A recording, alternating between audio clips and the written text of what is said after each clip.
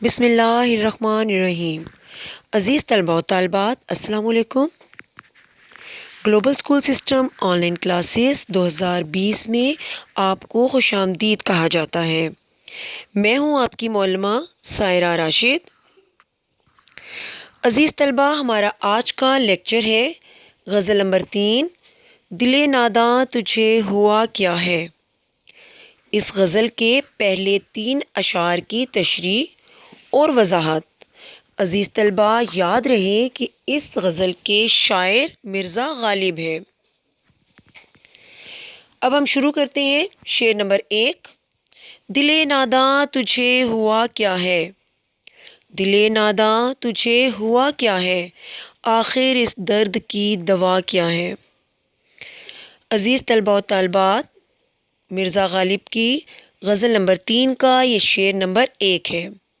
جب بھی ہم کسی شعر کی تشریح شروع کرتے ہیں تو سب سے پہلے ہمیں اس شعر کے الفاظ کے معنی آنے چاہیے۔ تو اس شعر میں جو مشکل الفاظ ہیں وہ دیکھیں، دل ناداں، دل ناداں، نا سمجھ دل، بیوقوف دل۔ درد کہتے ہیں تکلیف کو۔ اس کے علاوہ اس شعر میں شاعر کی جو فنی خوبیاں ہیں وہ ہے دل ناداں۔ شاعر نے مرکب کا استعمال کیا ہے، ترکیب کا استعمال کیا ہے۔ دل ناداں یہ ایک مرکب ہے اور یہ مرکب اضافی ہے۔ یہ آپ لوگوں نے تشریح میں ضرور اس کا حوالہ دینا ہے کہ شاعر نے مرکب اضافی کا استعمال کیا ہے۔ اس شعر کی جب ہم تشریح کریں گے تو اس سے پہلے ہم اس کا مفہوم لکھیں گے کہ اے میرے نادان دل، تجھے آخر کیا ہوا ہے اور تیری اس درد کی، تیری اس مرض کی دوا کیا ہے۔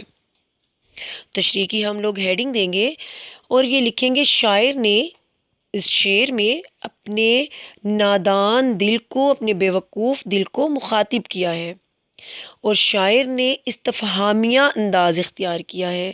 استفہامیہ ہوتا ہے سوالیہ انداز، کسی سے کچھ پوچھنا۔ شاعر یہاں پر اپنے ہی دل سے مخاطب ہیں اور اپنے ہی دل سے پوچھتے ہیں کہ اے میرے بیوقوف دل، اے میرے ناسمجھ دل، یا اے میرے سادہ اور بھولے بھالے دل، آخر تجھے کیا ہو گیا ہے۔ تو کیوں ہوش کا دامن جو ہے اپنے ہاتھ سے کھو بیٹھا ہے، یا تجھے ہوش کیوں نہیں ہے اور تو اپنی ان حرکتوں سے باز آ جا، کیونکہ یہ جس مرض میں تو مبتلا ہے اس کا کوئی علاج نہیں۔ اس کا مطلب یہ ہے مرض کون سا ہے؟ عشق کا مرض ہے۔ شاعر کہتی ہے عشق ایک ایسا مرض ہے جس کی کوئی دوا ہوتی نہیں ہے، تو تجھے اتنی تکلیف لینے کی کوئی ضرورت ہی نہیں ہے۔ یہ کوئی ایسا مرض نہیں ہے کہ جس کی دوا بنی ہو، یا تو جانتا ہے کہ آخر اس درد کی کوئی دوا ہے۔ اس مرض کے لاحق ہونے کے بعد زندگی سکون، چین اور تسکین جیسی دولت سے محروم ہو جاتی ہے، اور اس جذبہ عشق کے علاوہ درد تنہائی میں بھی لوگ مبتلا ہو جاتے ہیں اور پھر بے چینی اور اضطراب کا شکار ہو جاتے ہیں۔ غالب نے چونکہ ایک بہت بڑی اور شاندار سلطنت کا شیرازہ بکھرتے دیکھا تھا، یعنی کہ مسلمان قوم، جو مسلمان مغلیہ سلطنت تھی، وہ انہوں نے انگریزوں کے ہاتھوں شکست کھائی اور انہوں نے پوری سلطنت کو تباہ و برباد ہوتے دیکھا۔ انہوں نے شہزادے شہزادیوں کو قید ہوتے دیکھا، تو وہ اور اس کے علاوہ وہ خود بھی پریشانیوں سے، حادثوں سے اور اپنے معاشی روزگار کے مسائل سے دوچار رہے۔ اس وجہ سے کوئی بھی مسئلہ اور درد ہو وہ اس کو بہت شدت سے محسوس کرتے تھے۔ تو شاعر یہی کہتے ہیں کہ دل کی بے چینی کی وجہ کیا ہو سکتی ہے؟ محبوب کا غم ہو سکتا ہے، یا دنیا کی طرف سے بے ثباتی ہو سکتی ہے، دنیا کی طرف سے بے وفائی ہو سکتی ہے، انسان کے اپنے حالات ہو سکتے ہیں۔ ہر بات، ہر جذبہ، ہر چیز جو ہے جو انسان کو تکلیف کا باعث بنتی ہے وہ انسان کا درد ہی ہوتی ہے۔ شعر کا جو دوسرا ایک مفہوم ہم یہ بھی لے سکتے ہیں، ہر شعر کے مختلف مفہوم ہوتے ہیں، تو اس شعر کا دوسرا مفہوم یہ ہو سکتا ہے کہ غالب اپنے دل سے ہی پوچھ رہے ہیں کہ اے میرے دل، تو ہی بتا دے کہ تو پریشان ہے، تجھے کچھ نہیں ہوا، تو کوئی ایسا مرض تو لاحق نہیں ہو گیا، تجھے کوئی ایسی بیماری تو نہیں ہو گئی جس کا علاج معالجہ کیا جا سکے، جو تو بے چین ہے، بے قرار ہے، دیکھنے میں تو بالکل ٹھیک ٹھاک ہے، اس کا یہ مفہوم بھی ہو سکتا ہے کہ غالب اپنے آپ سے ہی مخاطب ہو کر کہتے ہیں کہ اے میرے نادان دل، تو ہی مجھے بتا دے کہ کیا ہو گیا ہے، آخر کچھ تو سمجھ میں آئے کہ میں اس کا کچھ علاج کروں، کچھ تو علاج کی اس کی سمجھ آئے۔ اس کے علاوہ شاعر یہی کہنا چاہتے ہیں کہ جب دل کی خواہش غالب ہو جاتی ہے تو دماغ کے فیصلے ماننے سے انکار کر دیتا ہے، جذباتی ہوتے ہیں۔ اسی لیے شاعر نے کہا ہے کہ اپنے دل کو نادان کہا ہے۔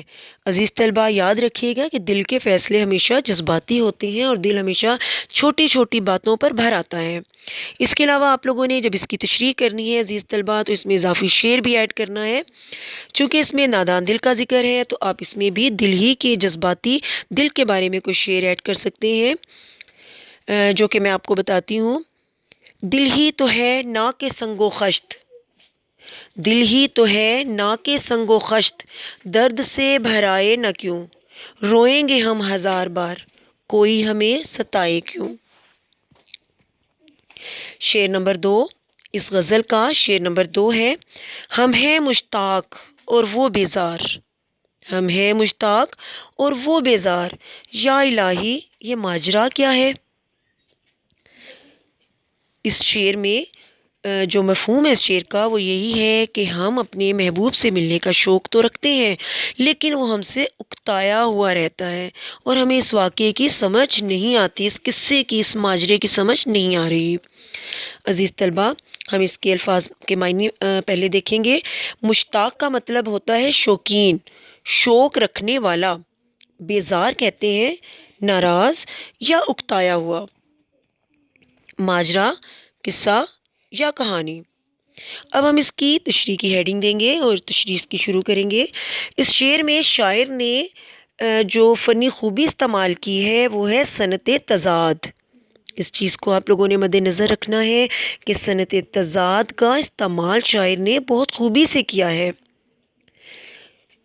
شاعر اپنے محبوب سے ملنے کا شوق رکھتا ہے اور وہ چاہتا ہے کہ اس کا محبوب جو ہے وہ ہر وقت اس کے سامنے رہے، لیکن اس کا محبوب جو ہے وہ اس سے بیزار ہے۔ یہاں پر شاعر نے جو صنعت تضاد کا استعمال کیا ہے وہ ہے مشتاق اور بیزار، یہ دونوں ایک دوسرے کے الٹ ہیں، اور صنعت تضاد جو ہوتی ہے وہ الٹ الفاظ ہی ہوتے ہیں، متضاد الفاظ، مشتاق اور بیزار۔ شاعر کہتے ہیں کہ اس کا محبوب اس سے کیوں اکتایا ہوا رہتا ہے اور اس بات پر وہ بہت زیادہ حیران بھی ہوتے ہیں کہ میں تو اپنے محبوب سے، اپنے دوست سے ملنے کا بہت شوق رکھتا ہوں، مجھے بہت شوق ہے کہ میں اپنے محبوب سے ملوں، اس سے باتیں کروں، اس کے پاس جاؤں، لیکن پتہ نہیں کیوں جب وہ مجھ سے ملتا ہے تو مجھ سے اکتایا ہوا رہتا ہے۔ بقول شاعر، جو کہ آپ اس میں ایک اضافی شعر کا استعمال کر سکتے ہیں، الفت کا مزاج جب ہے کہ ہوں وہ بھی بے قرار، دونوں طرف ہو آگ برابر لگی ہوئی۔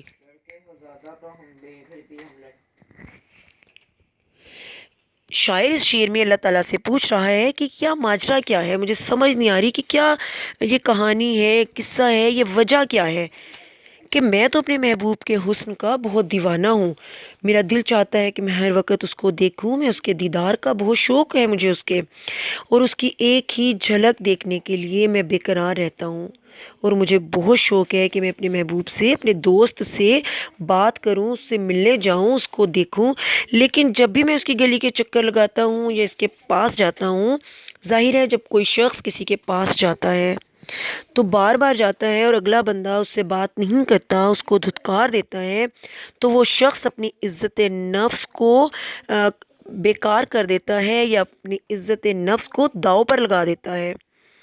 تو یہی شاعر بھی کہتے ہیں کہ میں اپنی عزت کو داؤ پر لگا کر جاتا ہوں کہ مجھے لوگوں کی پرواہ نہیں، کیونکہ لوگ تو مجھے دیکھ کر پھر یہی کہتے ہیں کہ یہ روز روز اپنے دوست کے در پر آتا ہے اور وہ اس سے بات نہیں کرتا۔ شاعر کا ایک اور آپ کو مصرع بتاتی ہوں، دل سے جو آہ نکلتی ہے اثر رکھتی ہے۔ شاعر کہتے ہیں کہ اے خدا مجھے نہیں معلوم، میں نہیں جانتا کہ یہ کیا ماجرا ہے، کیا قصہ ہے، یا میرے جذبات میں صداقت نہیں ہے، یا میرے جذبات کی صداقت کا میرے محبوب پر اثر نہیں ہوتا، ایسی کیا وجہ ہے۔ ورنہ میں نے تو یہی سنا ہے کہ سچا عشق جو ہوتا ہے وہ تو پتھر کو بھی نرم کر دیتا ہے۔ لگتا ہے ابھی مجھے اس دشت کی سیاحی میں بہت سفر کرنا ہوگا، یعنی مجھے ابھی بہت زیادہ مشکل حالات سے گزرنا ہوگا، اور اس بات کا مجھے انتظار کرنا ہوگا کہ آخر کب میں کندن بنتا ہوں۔ یعنی جب ایک انسان ہوتا ہے اس پر بہت زیادہ مشکلیں پڑتی ہیں تو وہ بہت مضبوط ہو جاتا ہے۔ ایک شعر ہے کہ مشکلیں اتنی پڑی مجھ پہ کہ آسان ہو گئی، مصرع ہے یہ۔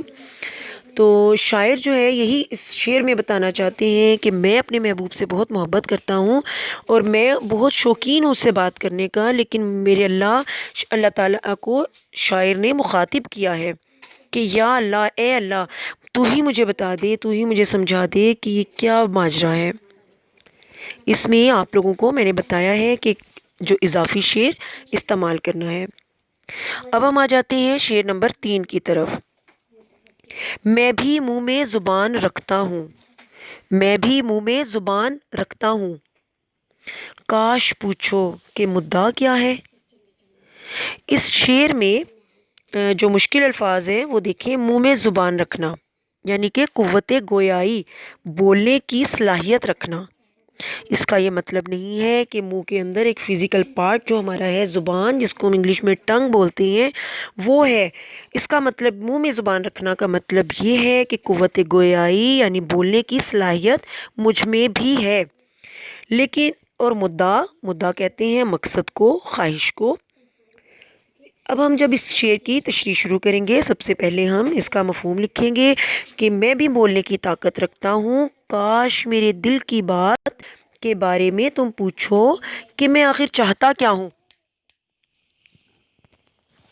اب ہم تشریح شروع کریں گے اس کی، کہ اس شعر میں شاعر یہی کہتے ہیں کہ اپنے دوست سے، اپنے محبوب سے، کہ اے میرے محبوب، اے میرے دوست، میں بھی قوت گویائی رکھتا ہوں، میں بھی بول سکتا ہوں، مجھے بھی اللہ تعالیٰ نے بولنے کی، بات کرنے کی صلاحیت دی ہے، بات کو سمجھنے کی، سمجھ بوجھ کی سب صلاحیت مجھے اللہ تعالیٰ نے دی ہے، مگر میرا محبوب جو ہے مجھ سے بات نہیں کرتا، وہ میرے دل کی خواہش کو جانتا ہی نہیں ہے۔ اگر کبھی وہ مجھ سے پوچھے، میرا مسئلہ پوچھے، مجھ سے میرا مدعا پوچھے، میرا مقصد پوچھے، تو میرے منہ میں زبان ہے، میرے پاس صلاحیت ہے، میں اس کو بہت اچھے الفاظ میں، بہت اچھے طریقے سے اس کو سمجھاؤں کہ میں کیا چاہتا ہوں۔ اس شعر میں شاعر نے حسرت کا اظہار کیا ہے، بہت حسرت کا، کہ کاش مجھ سے پوچھے تو صحیح کہ میرا مقصد کیا ہے، میں کیا چاہتا ہوں، کبھی تو میرے دل کی بات مجھ سے پوچھے۔ اس شعر کا دوسرا مطلب بھی عزیز طلباء یہ ہو سکتا ہے کہ شاعر کے دل میں یہ گمان ہے یا یہ وہم ہے کہ اس کا محبوب جو ہے وہ ادھر ادھر کے لوگوں سے شاعر کے بارے میں پوچھتا رہتا ہے، شاعر کے بارے میں بات کرتا ہے، شاعر کے بارے میں ان سے پوچھتا ہے، تو شاعر یہی کہنا چاہتا ہے کہ وہ خود مجھ سے پوچھ لے، وہ میرے بارے میں جو اس کو انفارمیشن چاہیے، جو معلومات چاہیے، جو کچھ وہ میرے بارے میں پوچھنا چاہتا ہے، وہ میں خود بھی اس کو بتا سکتا ہوں اور بہت اچھے طریقے سے بتا سکتا ہوں۔ کاش وہ دوسروں سے پوچھنے کی بجائے مجھ سے ہی پوچھ لے۔ اس میں جو آپ اضافی شعر استعمال کریں گے وہ یہ بھی ہو سکتا ہے، اثر اس کو ذرا نہیں ہوتا، اثر اس کو ذرا نہیں ہوتا، رنج راحت فضا نہیں ہوتا۔ شاعر اس شعر میں اپنی اس خواہش کا اظہار کر رہے ہیں کہ کاش کبھی تو میرا محبوب مجھ سے پوچھے کہ میرا مقصد کیا ہے، میں کیا چاہتا ہوں، کبھی تو مجھ سے الفت سے بات کرے، محبت سے بات کرے، اس کے دل میں میری بھی چاہت ہو جس طرح سے میں اس کا شوقین ہوں۔ کاش میرا محبوب میرا احساس کرے، میرا خیال کرے، لیکن کیا ہے کہ محبوب جو ہے وہ روایتی انداز لیے ہوئے ہے اور اپنے عاشق کو وہ نظر انداز کرتا ہے، اس کو بے قرار کرتا ہے اور اس سے وہ بے رخی برتتا ہے۔ اصل میں شاعر اپنے محبوب کے سامنے اپنے دلی جذبات کا اظہار کرنا چاہتے ہیں۔ محبوب سب سے ہنس ہنس کر تو ملتا ہے، لیکن جب غالب اس کا انتظار کرتے ہیں یا جو عاشق ہیں وہ اس بات کا انتظار کرتے ہیں کہ میری طرف بھی توجہ دے اور یہ مجھ سے کم از کم یہی پوچھ لے کہ تمہارا مقصد کیا ہے، تمہارا میرے پاس آنے کا مقصد کیا ہے، کاش وہ مجھ سے یہی پوچھ لے۔ اور شاعر یہی کہتے ہیں کہ میں تو ایک اشارے کا منتظر ہوں۔ اس بقول غالب ہے کچھ ایسی ہی بات جو چپ ہوں، ہے کچھ ایسی ہی بات جو چپ ہوں، ورنہ کیا بات کرنی نہیں آتی۔ عزیز طلبہ، آج کا لیکچر ہمارا غزل نمبر 3 کے پہلے، دوسرے اور تیسرے شعر کی تشریح اور وضاحت تھا۔ یقیناً آپ لوگوں کو آج کے لیکچر کی سمجھ آئی ہوگی اور آپ بہت اچھے طریقے سے ان اشعار کی تشریح کر سکیں گے۔ اب مجھے اگلے لیکچر تک اجازت دیجیے۔ اللہ حافظ۔